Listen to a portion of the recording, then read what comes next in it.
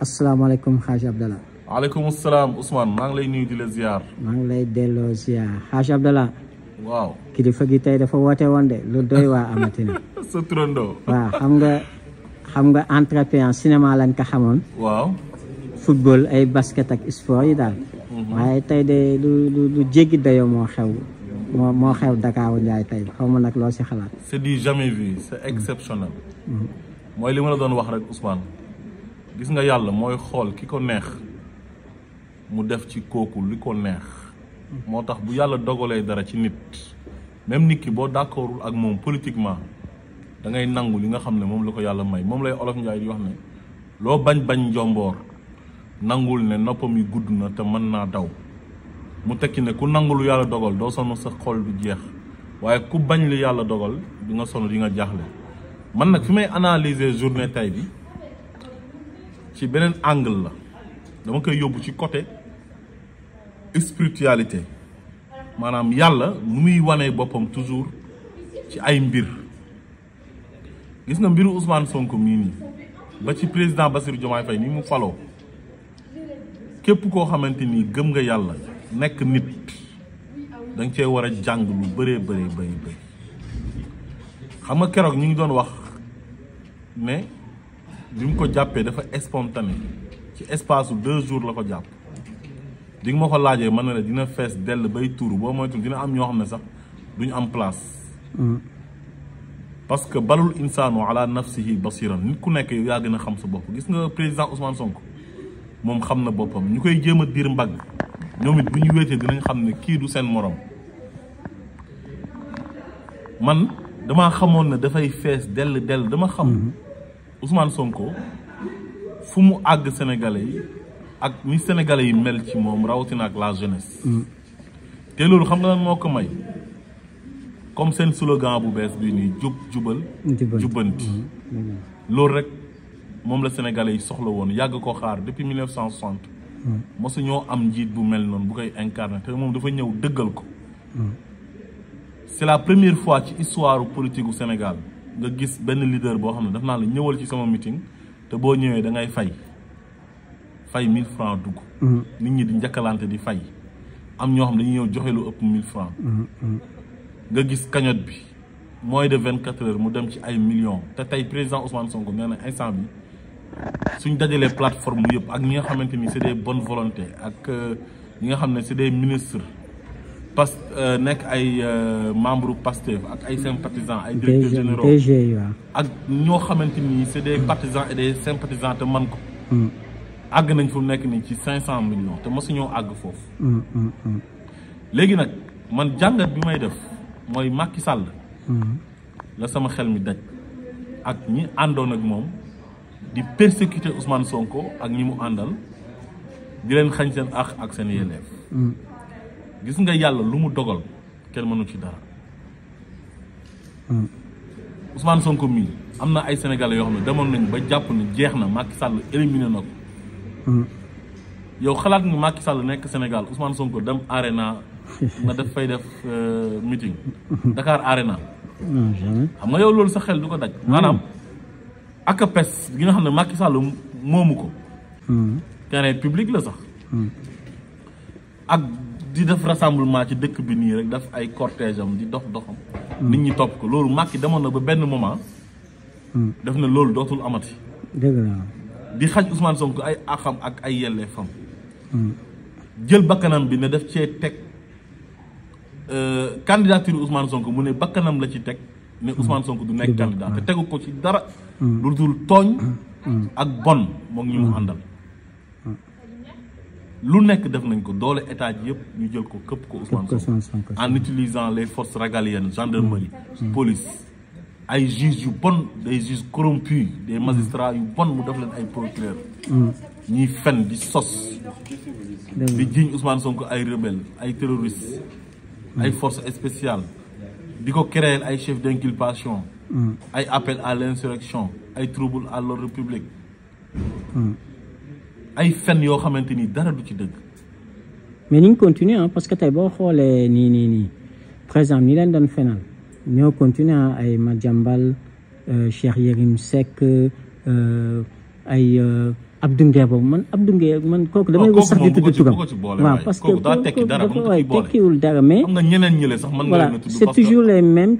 qui se retrouvent encore si plateau yi vaurien qui ne représente absolument voilà waaw boo tuddee turam da nga koy may sax da nga koy may bëri mais dama ne ba léegi ñooy kii par exemple seen dernier mot d'ordre bi ñu amoon nii léegi booy xool plateau yi dañ naan que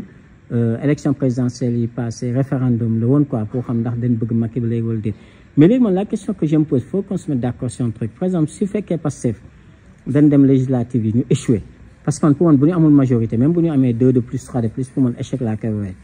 waaw léegi bu ñu échoué kon dañuy wax ni que ñun ñi nga xam ne ñun ñoo gëm projet bi ñun ñoo gëm Sonko dañuy nangu ni ko compté gars yi weddi nañ ñu tuuti wala weddi nañ ñu mais ñoom tamit dama bëgg aussi benn moment ñu am ngor bu toll nii bu ñu amee majorité écrasante comme ni ñu koy waxee ñu nangu ni que nag compté ñoom yi ñu doon wax yëpp seen manipulation yëpp dañu war a génn tout jégalu sa et puis respecter sénégalais yi parce que respecter sénégalais yi mooy nangu quand même lu population bi dogal ko imaginez Pastef ñëw am 120 wala 130 xanaa bu boobaa ñoom Pape Djibril Fall ak ñoom Bougane Gueye Dany nañ def conférence de presse ne quand même on reconnaît notre défaite on reconnaît quand même que population bi tourné wuñu dos bi Pastef et puis léegi nan leen bàyyi ñu liggéey ñu doxal après dans xawma ñaata temps bu élection présidentielle amee population bi ñooy jugé waat ba xam ndax dañ leen di dolli wala duñ leen dolli. Ousmane. grandeur du yàlla ñëpp la koy may. am na nit ñoo xam ne duñ texe ba àdduna du tukki. il se ridiculise de plus en plus. parce que seen xol yi ñoo feebar. xam nga am na benn aaya alxuraan ma la mas a indil. fi qulubihim maradun fa zaadahum allahu maradan walahum azabun alim bima kaanu yakzibun yàlla daf ne fii qulubihim ci seen xol yi maradun feebar fa zaadahum allahu yàlla dolli leen ca maradan feebar walahum ñoom azabun mbugal al alimun bu tar bima kaanu yaksibun ci li nga xamante ni ñu ngi ko doon fàggu bi ñu nekkee ci àdduna maanaam dafa am ñoo xamante ni nee naa la duñ mas a bëgg Ousmane Sonko parce que ci xol bi la te gis nga xol mooy nit comme oto xam nga moteur la xol nag mooy moteur doomu aadama bu baaxee nit ki baax na waaye su bonee nit ki dafay bon gis nga ñi bañ Ousmane Sonko ñëpp bañeewuñ ko Ousmane Sonko sàcc la bañeewuñ ko Ousmane Sonko dafa jubati bañeewuñ ko Ousmane Sonko dafa bon mais dañ kaa bañ parce que Ousmane Sonko dafa am bayre dafa am aura dafa am succès dafa réussir lu politicien masul réussir ci Sénégal mais da nga gis sax loolu moo leen métti xajabla da nga gis ku la ne waa ji daal dafa clean ba mu ëpp waaw maanaam dafa sénégalais yi daf ci am ñoo xam ne suñu mbokk sénégalais yi maanaam boo baaxee rek ñu bañ la gisoo Sonko am na ñoo xam ne ñu ngi ko doon jàppale bi mu nekkee ci jafe-jafe si mais bi mu demee ba accéder au pouvoir ñu bëri dañ ko def noonu kañot kenn moomu ko waaw genre dof boobu noonu xam nga am na beneen waay boo xamante tamit maa ngi ko gis ci internet bi dañ daan bokk ay panel sax man ak moom mais léegi day bind lu ko neex di classe waa ji quoi te waa ji def ko dara maanaam ñoom boo nekkee ci jafe-jafe rek ci la ñuy ànd ak yow loolu nag soxor la xam nga yàlla daf ne yawma laa yanfa'u maalun wala banuun illa man atallah bi xalbi salim nee na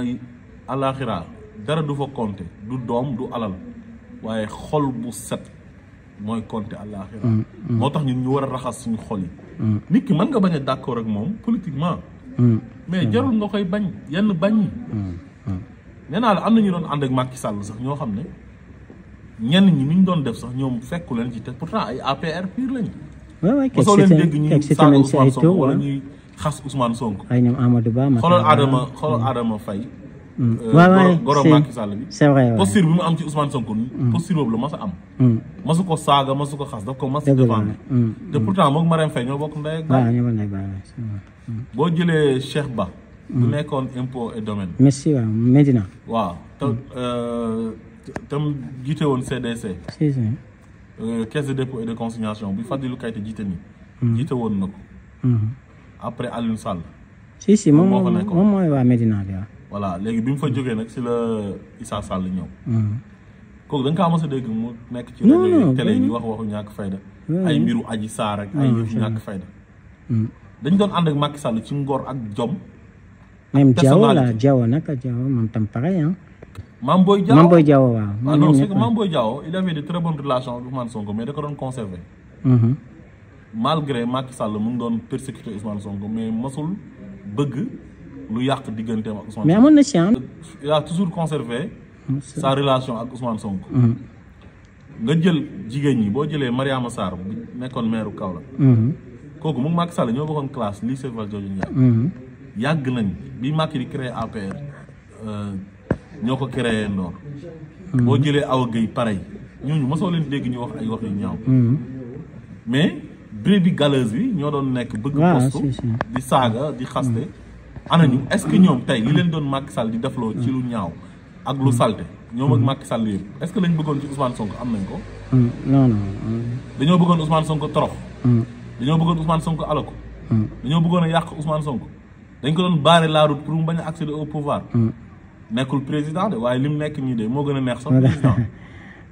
yow koo xamante ni yow envergure bi nga am maanaam moo gën a rëy sax envergure u président ah nga fal président ba pare continuer fa nga nekkoon ci aura ba léegi nga amee ko te naa la xamal leen Ousmane Sonko c'est une entreprise Ousmane est-ce que xam nga ko non dëgg la dafay dundal Ousmane Sonko il crée des emplois su dee am na emploi yoo xam ne sax baaxut waaye dafa créer ay emploi maanaam boo koy saaga xam nga di ko saaga baaxul dañ lay fay waaw ay Gabriel Kane voilà ñi doon saaga Ousmane Sonko ñëpp entreprise u invective boobu noonu ak ay Tange Tandian ñoon tekkiwul dara waaw ñooñu ñëpp dañ leen financé ba léegi am nañu xoolal gis nga saaga Ousmane Sonko boobu ma waxal la dara nag tey am nañu ci tabax kër mais bien sûr am ñu ci am ay oto Cheikh Yérim Seck ñoom gis nga lu ndaw lu nekk Paris lu gàtt lu ndaw lu bon loolu noonu ñetti pom mati 3 pom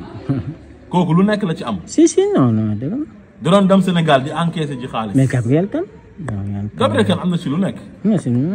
ak ñeneen ñoo xam ne mais loolu indi woon un peu jalousie wu François Hélène Gaye parce que François Hélène Gaye ñoom ñëpp ñu si bëri dañ doon fayeku léegi imaginel yow ñi doon saaga Ousmane Sonko yëpp ak ñi doon wax ci moom lu ñaaw chroniqueurs yi journalistes yi fàtte nañ Aïssatou Diop Fall waaw journalistes yi ak ñi nga xam ne dañoo amee ay journaux doon jaay ay une gis nga grand boobu noonu yore lii quotidien mooy Babacar John day toog di inventé di fen di sosal Ousmane Sonko dañ ko doon fay Yérim Seck dañ koy fay Madiambal Diagne intérêt moo tax Aïssatou Diop Fall pareil Aliou Sow dañ ne Walfadjri presque ñëpp Ousmane Sonko lañu àndal léegi il faut ñu am benn infiltré foofu ñu ut infiltré Walfadjri mooy Aliou Sow recruté nañ pas mal de personnes yoo xam ne lu ñu lekk ci Ousmane Sonko ci xaalis mais Pape Ndiaye jot na viré un peu benn moment dellu si waat na boo xam ne day indi ay missiles mais missiles yi rangé waat na ko yaa ngi dégg léegi foofu côté négatif la maanaam liggéey bu bon la maanaam di saaga nit ñu lay fay loolu je rappelle que ne jaam rek moo koy def ñoom ay descendant wu ay jaam lañ quoi ay esclave duñu ay gor léegi boo ñëwee ci côté positif xoolal Ousmane chaîne YouTube bi ñaata nit ñooy wax ci Ousmane Sonko lu rafet di am ay vues di ci am xaalis parce que YouTube yu bëri dañ ko monétiser képp koo xam ne da ngay wax ci Ousmane Sonko yow la ñuy gën a seetaan yow la ñuy gën a déglu kuy wax ci Ousmane Sonko lu rafet quoi tey jii chroniqueurs yi ànd ak Ousmane Sonko ñoo ëpp succès bien sûr chaîne YouTube bi nga xamante ni ñoom ñooy def la promotion de Ousmane Sonko ñoo ëpp ay vues te ñu ngi ciy fayeeku xaalis mais xaaj Abdala dagguma léegi beneen bi baal ma dagguma la mais loolu wax nañ si keroog xam nga am loolu dafa jur ñu am ña nga xam ne dañu am tagg Ousmane Sonko wala di défendre dëgg ñu foog ne Sonko ba yàlla may leen ay vues yu bëri ñu foog ne vues yi seen vue la waaw ñu bew ba naagu si waaw léegi nag loolu tax na ñu bëri ñoo xam ne buñ naroon a def comme Pape Djibril Fall ak ay Abdou Karim ak ay yeneen dof bu nekkoon États-Unis di saaga sëriñ si te ñëwaat léegi na dafa contre Ousmane Sonko non beneen dof bi kuy takk verre yi ki nga tudd moom du ma ko tudd parce que man toxkatu yàmbaa moom ak naankatu sàngara saagakatu ndey man kooku du sama nawle quoi amul maxaama ma tudd turam te li tax muy dal ci kaw Ousmane Sonko xam nga lan la Ousmane Sonko daf ko ignoré parce que Ousmane Sonko bëggul affiché wu ak moom loolu moo dem ba métti ko mu dem ci moromu naankatu sàngaraam ba nga xam ne Ousmane Sonko moo ko fal daf ko maire Dakar mu doon ñëw kër Ousmane Sonko di sukk di raam bu Ousmane Sonko def ko candidat parce que su xam war nañ la Khalifa Sall bëggoon def candidat Ousmane Sonko bañ da doon ñëw kër Ousmane Sonko di sukk di raam di raamal Ousmane Sonko bañ def ko candidat mu nekk maire ba pare war ko war bu bon war bu salte léegi nag kii se ressemble moo kooku ñoom ñaar ñoo méngoo ay nankatu sàngara lañ ay tuxkatu yàmba ñoom ñooy ànd nañ ànd seen ànd Ousmane Sonko dafa set ku salte du ko jege loolu moo tax yàlla teel a démasqué ñu bëri weer leen pour ñu mën a isolé wu sori Ousmane Sonko Ousmane Sonko ñu sell ñi ñu yiw ñi ñu baax ñi ñu rafet xol yi borom xolu jamaa yi ñooñu ñoo koy bëgg ku bon mënta bëgg Ousmane Sonko léegi ba tey ma continuer ci ñi nga xam ne Ousmane Sonko da leen di may xaalis mooy chaîne YouTube yëpp wax naa leen yaa ngi comprendre léegi ñi nga xam ne dañuy wax Ousmane Sonko wax ju rafet di ko tagg te Ousmane Sonko lu rafet rek nga ko mën a waxal du question de sax tàgg parce que maanaam dafa rafet dëgg la waaw hal jazaawul ihsaan illal ihsaan lu rafet rek moo koy fay Ousmane Sonko booy wax ci moom mënoo wax ci moom leneen lu dul lu rafet léegi ñi nga xamante ni dañoo ànd ak Ousmane Sonko di wax ci moom wax ju rafet dañuy daje koo xam ne dafa bëgg Ousmane Sonko yëkkati alalam jox leen ko ndax lu rafet lu ñuy wax ci Ousmane Sonko xoolal événement bi tey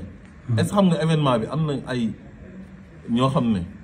dañ ko sponsorisé est-ce que xam nga loolu non loolu moom gis naa fa ay ay marque huile ay ndox ak ay xaw ay ndox yoo xam dañoo ñëw samp seen ay doone Saliou laa dégg voilà dañoo ñëw samp seen ay panneau seen ay panneau publicitaire pour mën a am visibilité parce que xam nañ ne foofu nit ñi dañ fay bëri bu Ousmane Sonko wootee ñëppay ñëw léegi xoolal ñi nga xam ne ñu ngi doon jaay foofu noonu ci événement bi dëgg la amuñ ci xaalis bien sûr donc Ousmane Sonko dafa nekk ni koo xam ne dafa moom en personne rek moom c'est une entreprise dafay créer moom emploi moom te amoon na sax ay banaan Ousmane Sonko ñu daan jaay banaan naan banaan Ousmane Sonko mais xoolal ñaata t-shirt la nit ñi di defar ay vendeur de fruits yëpp ñu ngi fa woon ñaata t-shirt la nit ñi defar di ko jaay t-shirt Ousmane Sonko casquette Ousmane Sonko bi mu weqee def maajeeri boobu noonu mais nit ñi dañ ci defar t-shirt di ko jaay dëgg la may mun a Sadio yàlla na ko yàlla yërëm munaas la capricieuse moo ma ci yónnee woon sax xoolal Ousmane Sonko lu muy créer rek ci entreprise ba ci beñu dugub bi moment bi mu ko waxee ne daf kaa bëgg maire yi doon jaay beñu dugub seen beñu dugub bi da doon jeex bañ dem ñëwaat di defaraat di lakkaat di jaayaat kon Ousmane Sonko ku yàlla may la loolu boo nekkee nit ku baax nekk nit ku gëm yàlla da nga ko war a nangu donc Macky Sall a tout fait pour fay Ousmane Sonko pour yàqate ko moom ñi mu àndal mais ñoom sax ñoo mujj yàqu parce que Macky Sall fu mu nekk nii xam nga lan moo ko dal mooy li ma la waxoon wa iza aradna an nuhlika xaryatan amarna mutra fiha fa fasaqu fiha fa haqa alayha al qawlu fa dammarnaha tadmiran loolu moo dal Macky Sall fa dammarnaha tadmiran moo ko dal maanaam instant bi yàlla daf koy mbugal goo xam ne dootul amati jàmm ba muy sàngoo suuf parce que dafa def lu bon dañ ko dénk réew mu ànd ak ay nit ñuy def seen ay ñaawteef di toroxal Sénégalais yi di rey di tëj di xañ nit ñi seen àq ak seen yelleef mayul nit ñi jàmm léegi nag jàmm ju mu xañoon Sénégalais yi moom jàmm jooju la ñàkk instant bi dugg na avion ñu fekk ko fa waaw di ko créer di dal ci kawam Aïcha Camara bëggoon na dem États-Unis Columbia université ba ci benn conférence bi mu waroon a participer ñu def pétition ñu annulé ko yaa ngi comprendre te mu ngi wax na day ñëw Sénégal mais xalaatul sax pour xalaatu ko non loolu kii la rek te tey jii ma ne la Europe bu fi ñëwee ak fu mu mën di dem ci àdduna bi bu doxee ci mbedd yi dina dajeeg nit mu sànni ko xeer wala mu jël ndox tuur ko wala mu saaga ko ndey parce que on récolte ce qu'on a semé gis nga li nga xam ne moom lañ ji loolu rek la ñuy récolter mënoo ji kaane ba pare di récolter banaana loolu mënta nekk Xaaj Abdala waaw am naa benn message nag pour ku sell ki wax na commencé nag di fas ay sëy nag xale patriote ci jong ma nañu ñi am benn mu may leen ñaareel sama compagnie gi amul mu may leen parce que xale yi tey maa ngi leen doon gis foofu mais waaw mariage aux enchères waaw war na am de te loolu wax dëgg yàlla lu rafet la laay ni sax dañ koy def war na am daal laay ni dañuy toog ba mu yàgg ñu organiser ay mariage aux enchères ñi nga xamante ni bëggante nañ ñu maye leen loolu tamit Ousmane c'est une très bonne idée parce que président Sonko nit ñi bëgg nañ ko bëgg goo xam ne tey lépp lu mu bëgg a def ci lu baax ci Sénégal mën na profité dañ ko siy topp def ko gis nga même mbay mii nii.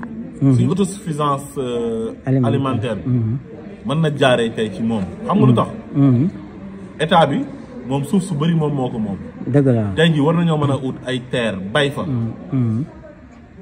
jël xale yi yóbbu leen foofu ñu bay ñu fay leen xaalis. dëgg la ñu récolter. jaay ko ci biir réew mi pour am autosuffisance en riz. ak ci leneen ak leneen ak leneen. yoo xam ne sax buñ ko bayee ba pare dinañ mën a def ay transformation dëgg la ci biir dëkk ba créer emploi yooyu yëpp instant bi ak aura bu mu am ak succès bi mu am ak ni ko ndaw yi déggalee. yooyu yëpp mën na ci profité tey. pour def ko développement Sénégal. billaahi mën na jaar ci loxo Ousmane Sonko. mais bien sûr te yàlla moo ko jaarale yàlla moo ko jaarale si man moom buy maye moom Ngoné Saliou rek baax na man. waaw man moom. Ngoné Saliou dafa pàng de. man moom baax na man Ngoné Saliou rek baax na. waaw moom Salma ak Madi non man Ngoné Saliou pàng de. waaw man Ngoné Salma moom day xuloo rek moom Salma foo ko fekk day xuloo. yow Salma sax lañ la waroon a jox quoi. non man Ngoné Saliou rek day na mais wala kii Mami Samb waaye moom pukkal. kooku moom dafa may rey. non mais Abdala mais léegi nag bon reetaan nañu wax nañu actualité foofu mais dafa am benn message ni man ça me tenait au cœur parce que dualité Sonko Macky dafa tas ay sëy diviser ay sénégalais xam nga am na ña nga xam ne tey dañ dëkk même kon dootuñu wax am na ña nga xam ne tey ñoo bokk ndey ak baay dootuñu wax ndax dualité bu mais li may ñaan yàlla si kanton yàlla mooy ni que bu législative yi passé jàmm dellu si Sénégal xol yi féex ñi perte nangu ni perte nañu ñi gagné gouverner yàlla may leen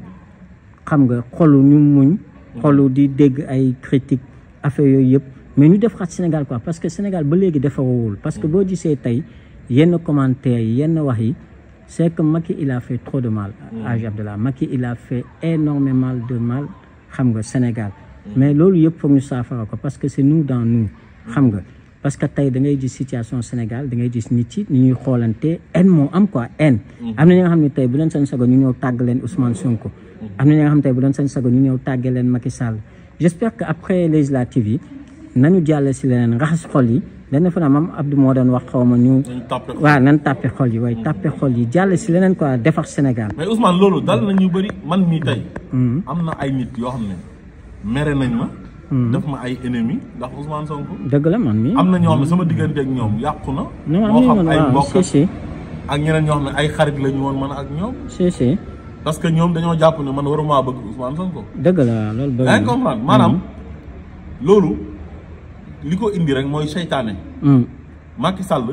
dafa nekk ni ko xam dafa signé pacte ak seytaane avec le diable waaw donc Macky Sall dafa mel ni kuy dundee deretu seytaane dëgg la dafa diviser Sénégal tas na ay sëy tas ay kër jaxase ay ñu bokk ndey ay xeet jaxase ay xeet lu nekk Macky Sall def na ko fi comme nag yàlla dimbale nañu ba jëlee ko fi te nee na ba léegi bàyyeeguñu parce que mu ngi nekk tête de liste mu ngi yónni ay nit ñuy ñëw foofu di jaxase di yee fitna yaa ngi comprendre kon da lay wóor ne kon Macky Sall li ko dal nii ci 2024 bi ba léegi jàng ci leçon parce que ba léegi nanguwul bàyyi bu doon nit ku baax la bu doon nit koo xam ne seytaane laxasoo ko day bàyyi lépp ma ne xam nga Macky bàyyiwul Macky dafa am ay émissaire am ay journaliste am Macky dafa bëgg déstabiliser Sénégal donc bokkul ba léegi ak ay Ablaye Wade ay Abdou Diouf du même configuration parce que Macky xam na ni bu ñuy jëlee assemblée il risque d'aller en prison moom xam na loolu donc bokkul ak ka nga xam ni moom il est tranquille quoi xam nga moom xam na ni dara du ko si topp moo tax kaawu Abdou Diouf ak Ablaye ba léegi du kaawu Macky. waaw mais def na lu ñaaw ba pare. mais bu mu gën a ñaawal parce que moom xam na ne mënul am majorité Sénégal parce que Sénégal yi dañoo dëñ ci moom.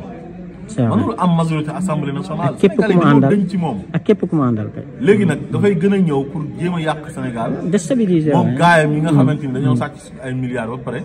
bëgg a utiliser milliards yooyu jox ko ay nit. ñu ñëw bëgg a déstabiliser dëkk bi bëgg a déstabiliser régime bi. loolu mënta nekk gis nga le peuple est souverain. le peuple est avec Ousmane Sonko et Diomaye. mënul fexe ba déstabiliser dëkk bi. dëgg la léegi nag moo tax foofu damay gën a ñaax ñi nga xam ne ñoom ñooy nguur gi. ñu gën a vigilant. gën a bàyyi xel gis nga Ousmane Sonko des fois bu duggee ci ay ful nii damay sax tiit. dëgg la waay dëgg la waay déedéet. war na di sol est-ce que tey xam nga amul woon police ni gendarme. waaw foofu. ñëpp signalé ko amul woon police amul woon gendarmerie amul woon dara. parce que dafay bëgg en dehors de. mais wóorul as gars signalé nañ ko de affaire comme gouvernance am. comme premier ministre bu mu doon. ak casquette politique bi moom daf koy bëgg a dissocier quoi. mais xaaj Abdala c'est très dangereux. gars yi bëgg signalé nañ ko. nee nañ quand même dafay ëpp parce que. mobilisation bu toll noonu dafa am présence quand même parce que. police ak gendarme c'est pour sécuriser. waaw amul affaire politique amul affaire foo amul kii. non léeg-léeg yenn manifestation yi sax bu amee yu simple police day ñëw. day ñëw waaw mais tey li ñu def c'est dangereux gars yu bëri signalé nee nañ lii nag c'est très dangereux. non amul woon police amoon gendarme. waaw loolu moom bu mu wax ne damay bañ a. voilà waay non les moyens de l'État ba. après c'est extrême. bañ a yóbbu non sécurité foofu. non c'est pas sûr ak gendarmerie. c'est pas sûr c'est pour notre sécurité. xam nga parce que imaginer ñu la mobiliser fay ay nervi ñu ñëw ak ay yatak wala ay kii wóorul. ba pare sax xam nga lu ne mën na am daal. te moom dafa nekk nit koo xam ne moom. maanaam ni koy nit ñi di bëggee. dafa ëpp ba duñ ci am sago. noonu la ko ay nit bañee. ba duñ ci am sago ñu ngi si waxtaan nañ ci. te gars yi jaral na leen lu nekk. ay mercenaires rek. lu nekk mën nañ leen a fay. dëgg la xam nga te suñ sous région bi dafa xaw a doy waar. dafa compliqué te gis nga genre Macky Sall yi. maanaam ak ñi mu àndal bañ nañ Ousmane Sonko benn xeetu bañ goo xam ne. te yore nañ xaalis jaral na leen lu nekk. te suñu frontières yi mooy loolu. waaw suñu frontière da ngay traité ba région bi xam nga doy na waar. xam nga gars yi mën nañ jógee fu nekk dugg biir Sénégal ay mercenaires ak yooyu. yooyu yëpp lu jar a sóoraale la. non dëgg la parce que Ousmane Sonko. du nitu ordinaire quoi bu mu oyofal boppam. waay non timide ba nga xam ne dafay fragiliser sécurité am. loolu baaxul. non tey moom ñu bëri dañ ko signalé ah. nekk lii moom man seetlu naa ko gis naa ne. ay sécurité yu simple nii rek. non événement bu toll noonu non. événement boobu dafa war a am ay policiers. parce que maanaam nee naa la nit bu parce que bu doon makkee ko organisé police yi Dakar yëpp ñu ngi fa. gendarmerie Dakar yëpp ñu ngi fa ñëpp fa lay nekk. même ñoom bu ñu organisé woon instant bi te yóbbuñu leen police ak gendarmerie sax. nga gis ñu kaas ko ne yóbbuñu leen ko. oui non ñu kaas ko. Hadj Abdallah ma ni chef de l'opposition dafa tina minimum de. dugg na si otom bëgg ku ñëw toj comme Ousmane Sonko gars yi ñëw ñu toj mu génn naan jàpp leen ma arrêtez moi. kan mooy chef de l'opposition. non yow tam sa copain Bougane mooy chef de l'opposition. ñàkk xorom quoi gis nga ñoom dañoo bëgg a créer problème bu amul Sénégal amul problème. mënuñ fee nekk bëgg fii semer le bordel quoi wax dëgg yàlla. ñii 6 mois lañ fi def Sénégalais ñoo leen wóolu fal leen. ñoom ay règlement de compte personnel lañ am ñoom affaire personne lañ am. maanaam Ousmane Sonko lañ bañ ndax li ko yàlla may. ci wàllu politique te ñoom amuñ ko. dëgg la te am na si ñoo xam ne ñoom ñoo ko jiitu comme ay ñoom Thierno Bocoum ak yooyu. mooy li ma doon wax rek ci affaire yu xol sànq seen xol yi ñoo feebar. léegi ñoom bu ñu bañee Ousmane Sonko lu ci yoonu Sénégalais yi. bu ñu nekk ci dëkk bi di perturber dëkk bi di indi problème foo xam ne problème amu fa. su fekkee dañ ne ni Ousmane Sonko doon def la ñuy def Ousmane Sonko daawul def ni Ousmane Sonko daawul def fu Macky Sall dem mu topp ko wala bu Macky Sall waxee mu ne moom tamit dafay wax. di tooñ Ousmane Sonko xeexam bi ak Macky Sall dafa dem ba jot. Ousmane Sonko commencement bi dafa indi programme solution di teg ay débat d'idées di indi ay argument moo gaayam. Macky Sall amul lu mu ko tontoo mu indil ko violence Ousmane Sonko riposté. bien sûr. parce que constitution bi moo wax ne bu ñu lay opprimer. droit de résistance droit à la résistance.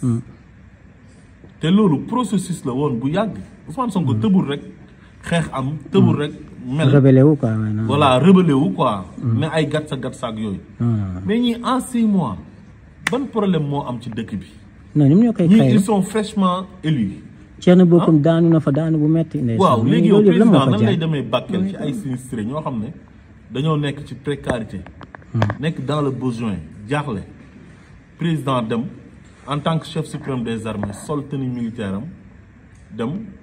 pour bokk ak ñoom naqar bi pour assister leen. pour ñu trouver pour qu'on trouve des solutions rapidement. yow nga xëy rek taal sa oto def sa essence dem ba Bakel. sabotage di perturber di saboter di tooñ mais gendarmerie loolu mooy seen rôle. maa ngi gis nag naa fekk yu bëri commencé naan ñu ngi koy condamné ay dañ ko brutaliser xam nga gis nga nit. mais loolu la bëggoon ah. yonent bi dafa wax ne unsur axaaka zaliman aw mazluman dimbalal sa mbokk bu tooñee ak buñ ko tooñee. gars yi ne ko yonent bi ñun de xam nañu. buñ ko tooñee nan lañ koy dimbalee waaye bu tooñee nan lañ koy dimbalee yonent bi ne da ngeen koy oo ci roq ne ko yaa tooñ am nañ droit opposé wu am nañ droit dem Bakel pour apporter population yi seen soutien en tant que ay sénégalais en tant que ay homme politique ay opposants mais nañ bàyyi ba président jógee fa mais président nekk fa. mais suba le dimanche pourquoi pas demain lu tax président moom moo am prérogative yoo xam ne constitution bi moo ko may moom moo am légitimité parce que peuple bi moo ko fal. peuple bi mooy joxe légitimité parce que le peuple est souverain souveraineté boobu moo am ci lay joxe légitimité. non c'est que c'était symbolique ñoom nee nañu nga dem fa di perturber quoi di tooñ. ñoom Thierno Bocoum nee nañu pendant que ñële ñi ngi fee di fecc di tëgg di meeting ñoom dañuy dem soulager population Bakel xam nga c'est stratégique quoi. yooyu ay affaire de personne la moom laa lay wax si bëgguñ peuple bi bëgguñ Sénégal intéressé wu leen ñoom benn nit lañ jël ne duñ ko supporter bañ ko am une haine viscérale envers lui mooy Ousmane Sonko te gis nga seen haine boobu da leen di ronger. mais dëgg la àdduna mënta yàgg bañ dab Ousmane Sonko. c'est vrai mënuñoo mer wala ñuy def ay action ba yàlla li mu may Ousmane Sonko mu rocc ko ñoom jox leen ko mënta nekk. moo tax dañoo war a rafetal gis nga nit mën nga di opposé wu mais bul opposé wu ak animosité. te wax dëgg yàlla lu ñuy def tey tooñ la mënoon nañoo bàyyi ba président jógee fa ñu soog a dem. mais président nekk fa nga ñëw fa naan da ngay perturber. non mais c'est politique ñoo ko tey parce que comme meeting bi am na fee. maanaam gis nga c'est politique malheuru jàmbur. malheuru ay nit. bu ko politique mënoo jël naan dañ koy politiser. gis nga waa Bakel yële. ku leen dimbale ñu génn ci ndox mi lañ bëgg.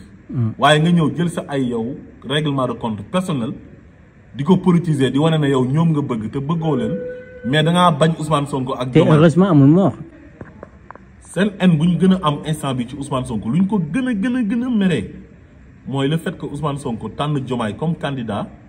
mu nekk président de la République gagné élection yi au premier tour comme une lettre à la poste